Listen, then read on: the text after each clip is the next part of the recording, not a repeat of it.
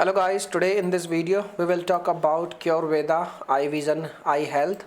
So you should purchase this product or not, and what are the main problems of this product. Okay, so let's get started.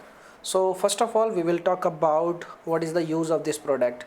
Basically this product is used for your eye health, and if you have any issues related to your eye strain, and if you have any kind of watery eyes, and like if you want to protect your retina from damage, and if you are working on a PC, if you are work on PC from like 8 to 10 hour per day, then this product is really good for you. Okay, and it will also help in your eye redness, dryness and fatigue of your eyes. Okay, so basically this is a very good supplement for your eye. Okay, and if we talk about the brand is approx like you can say 15 years from now. That means the brand is you can say very old brand. Okay, so if we talk about you should purchase this product or not, yes, you should purchase this product at least once and you can try it, because the results are depend on person to person.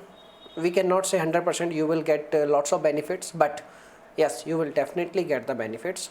If you not get so much benefit, but you will get some benefits. So if we talk about like how to use this product, you can use this product very easily. You can see over here, like you need to just open the sachet and you can put your into your mouth, and that's it.